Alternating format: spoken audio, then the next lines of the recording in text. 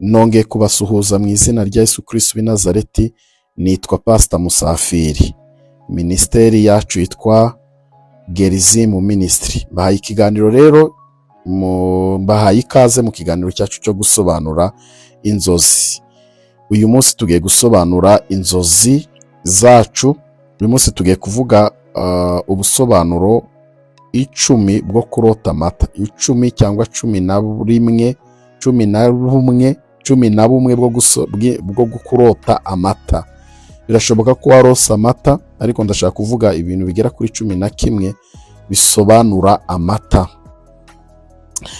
Mbibutse iki kintu rero, tugira amateraniro online kuri Google Meet live no kuri TikTok live. Tugiye no gutangira kuri YouTube live. Ni amateraniro yo kubohoka, uko inzozi nyinshi usanga ziba zifitanye isano na karande cyangwa imivumo n'ibindi. Niyo mpamvu tugira amateraniro yo gusengera inzozi zawe kugira ngo Imana yacu izihindure umugisha. Rero kuri iyo mpamvu ushaka kubana natwe, watwandikira kuri nimero tuba twashyize muri description, hanyuma tukaguha link ukaza ukabana natwe muri ayo materaniro.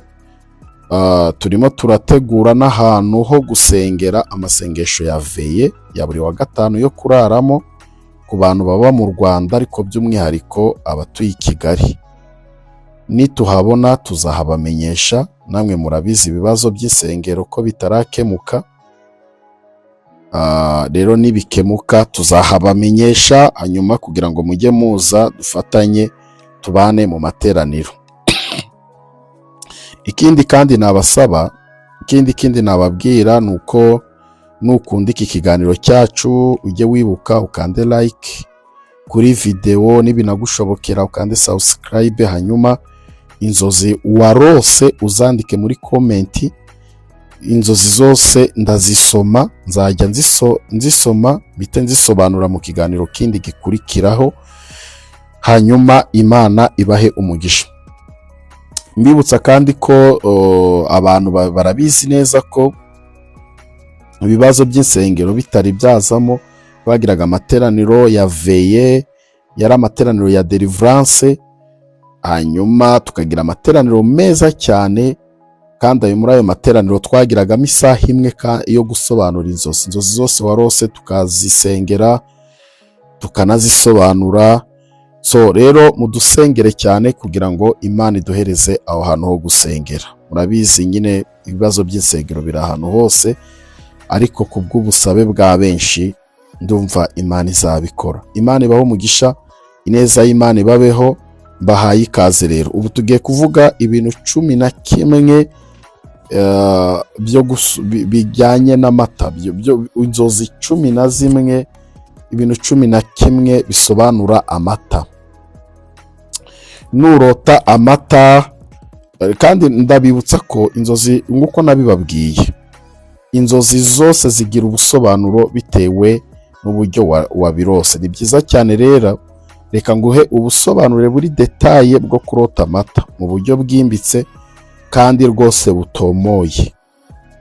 Ngiye kuguha ubusobanuro buri detaye bwo kurota amata mu buryo bwimbitse kandi butomoye. Icyo amata asobanura mu nzozi rusange. Mu by'ukuri mu nzozi amata kenshi asobanura isuku n'ubuziranenge, imigisha n'amahirwe, ubuzima bwiza n'imbaraga, urukundo, kwitabwaho, hanyuma ubutunzi buza mu nzira nziza, cyangwa se bigasobanura ubutunzi buza mu nzira nziza. Ni ukuvuga ngo kurota amata bikubiye mu bintu 5 by'ingenzi, ariyo isuku n'ubuziranenge, imigisha n'amahirwe, ubuzima bwiza n'imbaraga, urukundo no kwitabwaho, hanyuma n'ubutunzi buza mu nzira nziza. Mu mico myiza rero n'iy'idini, amata afatwa nk'ikintu cyiza cyane. Kamuguhereza ubusobanuro 11 busobanura ubusobanuro bw'uburyo 11 butandukanye bwo kurota amata n'ibisobanuro byabyo. Icya mbere, nurota amata meza asukuye biba bisobanura ko imigisha yawe iri hafi kuza. Hanyuma icya kabiri bigasobanura amafaranga bigasobanura amafaranga agiye kuboneka mu nzira nziza. Icya gatatu, nurota amata meza asukuye biba bisobanura ko ugiye kugira amahoro yo mu mutima. Nurota amata asukuye kandi bizaba bisobanura ibyishimo mu muryango. So icya gatanu, niba warose amata asukuye ukayabona ari menshi biba bivuze ko imigisha myinshi iraje. Icya kabiri, nurota uri kunywa amata biba bisobanura ko ugiye kugira ubuzima bwiza no gukira. Icyo ni icya mbere. Icya kabiri, kurota unywa amata biba bisobanura kwiyongera k'ubwenge n'imbaraga. Icya gatatu, kurota uri kunywa amata biba bisobanura kwakira inkuru nziza. Nurota uri kunywa amata biba bisobanura ko ugiye gukunda ukuri, ugiye kuba mu buzima bukunda ukuri ndetse no kubaho mu murongo mwiza. Nurota rero uri kunywa amata wishimye uzamenye yuko ugiye guhura n'amahirwe yihuse. So ikindi, reka turebe icya gatatu. Mbwiye ko ndababwira ibintu 11. Icya gatatu, kurota amata ashyushye. Kurota amata ashyushye nabyo ntabwo ari bibi kuko bivuga ihumure n'umutekano. Hanyuma icya kabiri, kurota amata ashyushye bigavuga guhabwa urukundo cyangwa kwitabwaho. Hanyuma kurota amata ashyushye nanone bigasobanura kuruhuka nyuma y'ingorane. Icya kane, kurota amata akonje nanone nabyo birasobanura amahoro n'ituze. Icyo ni icya mbere. Kabiri, kurota amata akonje bikavuga ibyishimo bituje ariko bihamye. Kurota amata akonje nanone bigasobanura gutsinda ibibazo mu bwitonzi. Ni kuvuga ngo kurangiza intambara zawe ku isuku mu bwitonzi, nta mahane, nta kiniki. Icya gatanu rero, kurota amata yamenetse cyangwa se yamenywe bivuga iki? Bivuga ntuvuge niba urose icya gatanu, kurota amata yamenetse cyangwa yamenywe, bivuga ibintu bigera ngo kuri 3 cyangwa 4 by'ingenzi. Icya mbere, biba bivuze ko ugiye gutakaza amahirwe. Kurota amata yamenetse cyangwa yamenywe bisobanura nanone ko ugiye guhura n'ikintu kigiye gutuma wicuza ku kintu wakoze. Ugiye kwicuza ku kintu wakoze. Kurota amata yamenetse cyangwa yamenywe biba ugiye guhura n'igihombo gito, igihombo ariko kitari kinini. Ugiye guhura n'igihombo gito mu buzima. So niba warose ayo mata wayimenesheje ku bushake, ari we wayamenye ku bushake, utayabonye yamenetse cyangwa se yamenywe, we ukabona niwe uyimeneye ku bushake, umenye yuko hari ikintu cyiza, hari ikintu waretse kandi nyamara cyari cyiza. Uvuga ngo niba ari umukunzi wawe wari ukunze ukabona nyine waretse amata wayamenye, menya ngo weho ubwawe uwo ni umugisha wawe utakaje. Wenda yari umukobwa mukundanye, swate kubera ko ari utuntu dutoya mupfuye cyangwa se kubera ko bakubwiye amagambo uramuretse, menya ngo ni ikintu cyiza utakaje mu buzima bwawe kandi ushobora no kuzicuza. Reka tuvuge ku cya gatandatu, kurota amata yangiritse, kwa kundi nyine amata ubona yapfuye cyangwa se ukayanywa ariko ukumva ntaryoshye cyangwa se aryoshye nabi. So icyo gihe biba bisobanura iki rero? Biba bisobanura ko hagiye kuba guhinduka kw'ibintu byari byiza. So umuntu yari mwiza ariko ukabona atangiye kuguhindurira, ikintu cyari cyiza ariko ukabona nyine kigiye kuba kibi, nyine kikakubera ikindi kindi. Menya koko hari uguhinduka kw'ibintu byari byiza, wari ufite amahoro ariko ugiye kuyatakaza. Umuntu yagufashaga ariko kugufasha arabihagaritse.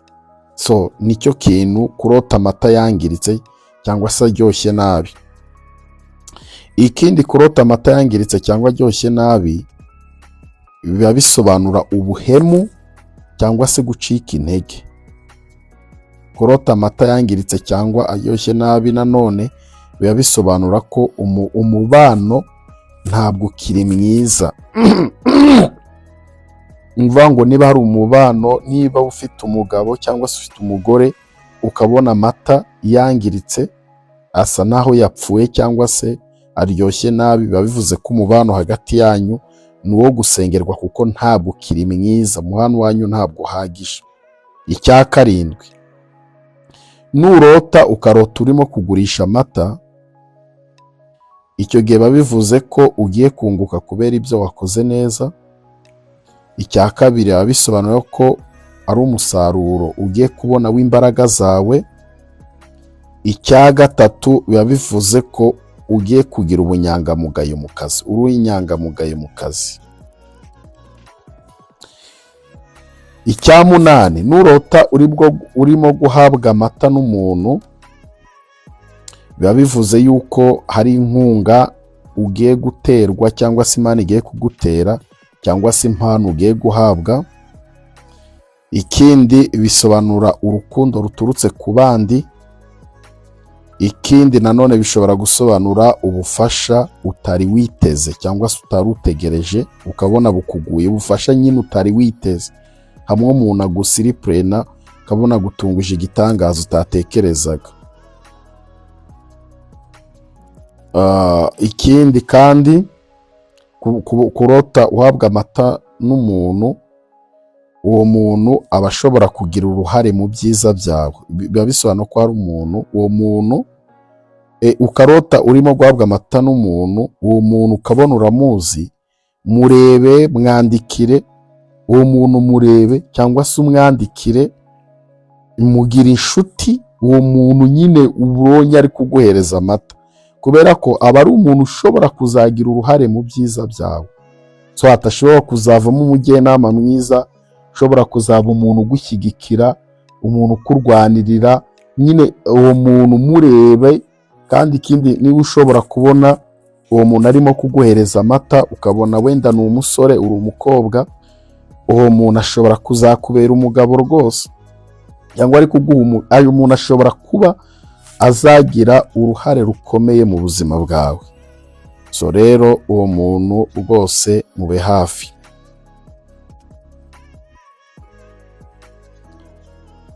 Nurota ukarota urimo gutanga amata, biba bisobanura ko ugira umutima ugira ubuntu. Icyo ni kimwe. Icya kabiri, biba bisobanuye ko ukwiye gufasha abandi. Icya gatatu, icyo biba bivuze ko imigisha izagusubira cyangwa se izakugarukira yikubye inshuro nyinshi. Nurota mu nzozi zawe, tugeze ku cya 10, nurota mu nzozi zawe ukarota amata menshi cyane, ukayabona nyine, yaba ari mu kigega, yaba ari mu cyansi, yaba ari he nyine ukabona ariko ni amata menshi cyane, biba bisobanura ubutunzi n'imigisha birushaho kwiyongera cyangwa byiyongera. Uvuga ngo ubutunzi n'imigisha kabisa biba birimo kukumenekaho cyangwa bigiye kukumenekaho. Icya kabiri, biba bisobanuye ko ushobora kuba ugiye kugira umuryango mugari no kwishima guhambaye. Icya gatatu, biba bisobanuye ko igihe cyiza kuri wowe kiri imbere. Kurota amata y'inka cyangwa se ihene cyangwa se izindi nyamaswa, amata y'inka nurota amata y'inka biba bisobanura ubuzima busanzwe, umugisha uhamye. Amata y'ihene, nurota amata y'ihene uzamenye ko menya ko nyine ubundi kurota amata y'ihene bisobanura kwihangana no kubaho ubuzima bworoheje ariko bwiza. Amata y'ingamiya, ushobora no kurota amata y'ingamiya, ubwo nurota amata y'ingamira, nurota ukarota amata y'ingamiya uzamenye ko hari ikintu cyitwa gukira n'imbaraga. Imana ibitanze gukira ndetse n'imbaraga, icyo ni icya 11. So rero Imana ibaha umugisha. Niba hari izindi nzozi zishingiye ku marangamutima wari ufitiye sinzi, so niba wifuza ushobora kumbwira uko amata yari ameze. Tuvuge niba wabyifuza ushobora kumbwira uko amata yari ameze mu nzozi zawe, wayanyweye, wayamenye, yari menshi. So ibyo rero numbwira inzozi zawe azandika muri komenti, ibyo bizamfasha kurushaho kugusobanurira inzozi zawe.